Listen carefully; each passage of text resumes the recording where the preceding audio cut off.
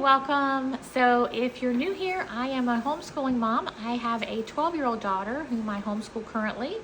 I also have 6 children total, and at some point I have homeschooled all of my children. I also was homeschooled when I was a child, and so many years of experience. Those older children now are in their 20s, and so it's been a wild ride, to say the least. I have homeschooled prior to YouTube and Khan Academy and all the things, and so life is a little bit different now too, because when I was homeschooling my children before, I was a stay-at-home mom. Now I'm a full-time working family physician, and so I do work every day except for one day of the week, and on the weekends most of the time I'm off. So it's a lot different now than what it was then, and so I feel like I've had the best of both worlds.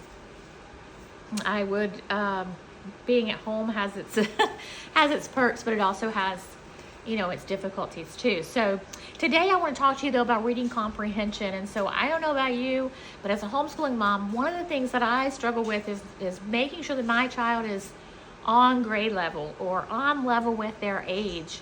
And so there are a lot of people that worry about this, and we worry about it for math and reading and science and all of the things.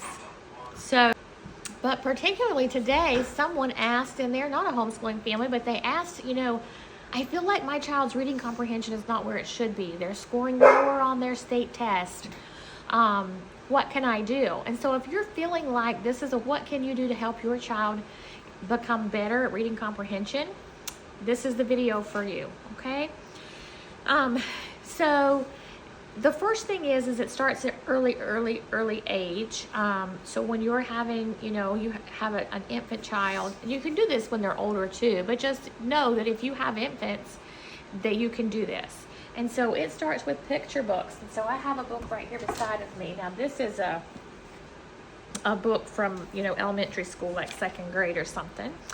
And you can see here that it has, pictures, right? So the stories have pictures. And so what happens is when you're reading the little board books to your kids, they're seeing pictures. And so you're talking to them about these photos and about the illustrations. And you're saying, oh, look, I see a cow. And I see some pigs. What do you think they see? Look, they're all looking. What are they looking at? I don't know. And then when you have a little baby, you would say, it's a cow. Cow says moo. Can you say moo? And then the kid obviously can't talk. Yes, Jack. The kid can't talk, but you're going to talk to your child just as if they were answering you back, okay? And so that's the first step. The first step is having very young children. No, Jack, stop. Do you want to go outside? Come on. Right? So with infant children, you're looking at pictures, you're describing the pictures, you're asking questions about the pictures, you're showing them things. Maybe if it's, if it's a picture that is, he wants to play. All right, here. There you go. He wants to play.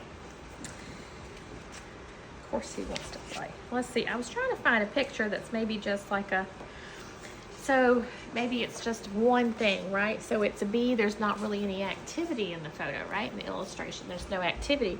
But you can still point out, hey, this is a bee. Look, the bee is yellow, and look, there's the bee's legs, and this is their eyes and their wings. And so you tell them all about the photograph, right? Or all about the illustration. And you're talking about it with them. I love my dogs, but I do not love dog toys when they chewed on them. Blech. Let me have it. Let me have it. He wants to play tug. What is this? You're not ever like this. What is it? Huh? What is it? Let me have it. Let me have it. Come on. Drop it. Come on. So then when they get older, you're going to do similar things. You're going to ask them questions, like when you have pictures, you might say, so here's a good one, right? This is an illustration, and so you might be reading to your toddler. Oh, who is that? That's a mommy, And who is that? That's the baby. That's right. There's a mommy and a baby. And what are they doing? Oh, yeah? Is she reading? Looks like mom is reading. And do you like it when I read to you? Now we're going to make a connection with their everyday life. This is something that we do. This is how we teach comprehension, okay? So we do this very early on. It comes second nature to some people, and some people just don't know. I think if you're a gifted, if you're a talker anyway, it kind of is easier, right?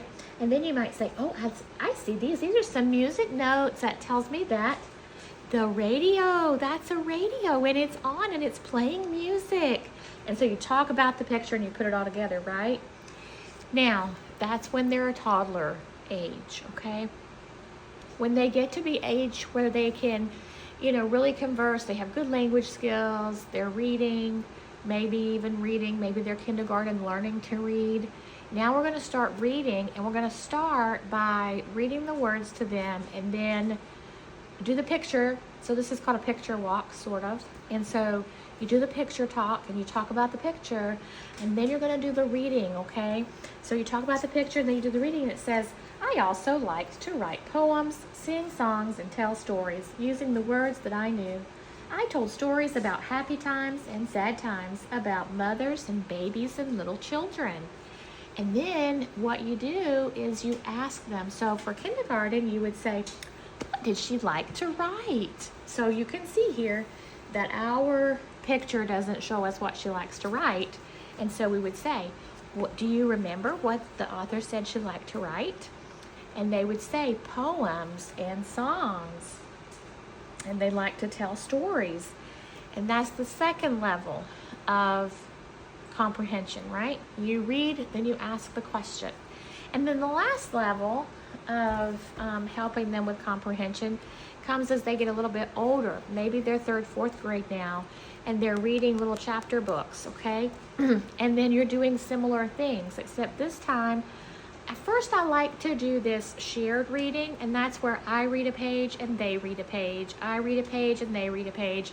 And this works really well because some children, especially reluctant readers, and some children who can read really well, even if they don't understand what they're reading, will become reluctant readers because they don't understand what they're reading, right? And so by doing a shared reading, you can read and talk about things as you go.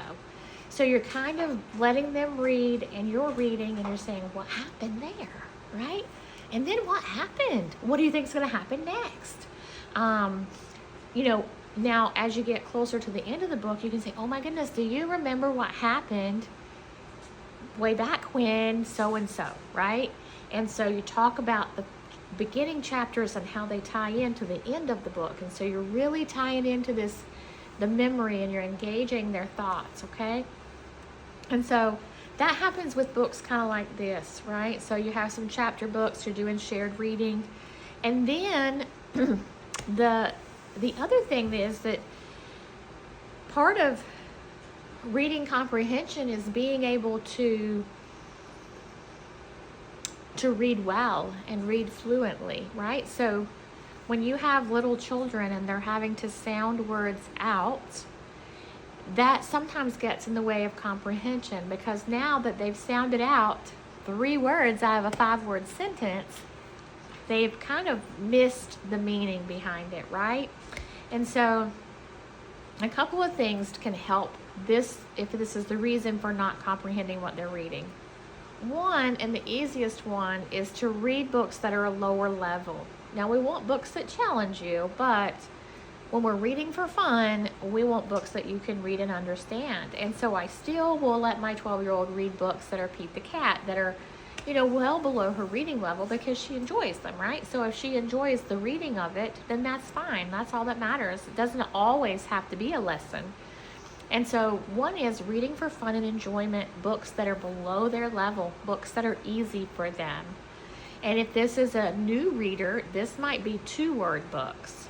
If this is a beginning reader, it might be repetitive, right? So it's like snow is white, snow is cold, snow is fluffy, snow is. And so it's a repetitive pattern, so they don't always have to re-sound out the word again, right? So they have these repeating patterns, and that helps them with fluency. And that's really important for those beginning readers. And then the other thing is besides just reading for fluency, is reading frequently. And so getting your child to read every day, I think, is really important. I'm not there yet. I am still trying. I had a reluctant reader, and but we're doing better, and the reading has come along, and her comprehension is excellent. And so one of my goals is that I prefer for her to be able to comprehend than to be able to read more, right? So I want her to be able to comprehend what she's reading, and that's really important to me. And so I kind of have focused on that for now. So those are my tips for helping you to get your child to understand and to be able to comprehend what they're reading. It comes from consistency and frequently asking questions and frequently having conversations around books. And then I would say, you know, there are a lot of games and apps and things like that, but I honestly have not used those. I don't prefer them. I feel like during this time my children spend, like my daughter anyway, spends a lot of time on the internet and on her phone and on electronics. And I feel like reading is just so important to have that book in front of you. Well, now if you want to do ebooks or something like that, that's okay. But, you know, I mean, any of it's okay. It's your choice. But for me, I really love that turning of the page and just the physical book, and not getting caught up in these digital, you know, apps and things like that. Though I've heard they can be really good because they gamify reading and they get kids to want to read more and so on and so forth. I feel like if you get into a good story, you don't want to quit reading it. So if you get them to read good literature, they're going to want to read it because they're going to want to know what happens next. And I don't know if I mentioned this. I'm just going to circle back and say too, I think reading to your child is important, and reading just for fun.